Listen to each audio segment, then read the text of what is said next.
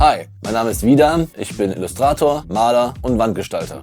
Ich gestalte unter anderem Plakate und Flyer und vor allem Wandgemälde für Kunden wie WeShare, Arte, Tetra Pak und Puma. Ich bezeichne meinen Stil als neokubistischen Pop-Surrealismus. Nein, ich glaube, dass heutzutage in der Kunst Genreschubladen nicht mehr funktionieren.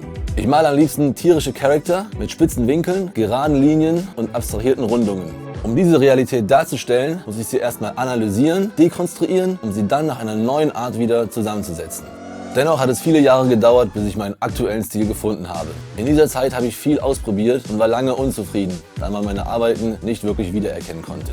Trotzdem habe ich weitergemacht, denn nur nach langem Austesten stößt man auf den Stil, der einem wirklich gefällt und den man verfolgen und verfeinern kann.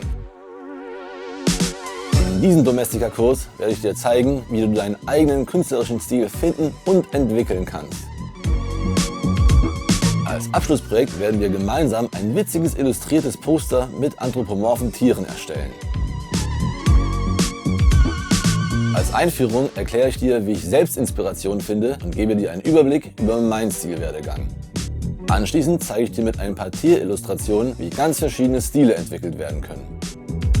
Als nächstes skizzieren wir gemeinsam in Photoshop unsere Figuren und planen die Struktur und Komposition unserer Illustration.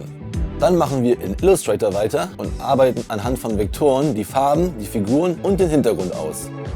Danach gehen wir wieder zu Photoshop für das handgemalte Shading. Anschließend schaffen wir einige analoge Texturen und digitalisieren sie für unser Bild.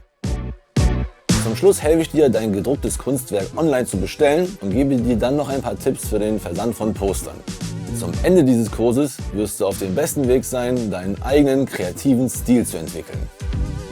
Um teilzunehmen, brauchst du einen Computer mit Zugang zu Adobe Photoshop und Illustrator. Lass uns Kunst machen, die wirklich auffällt.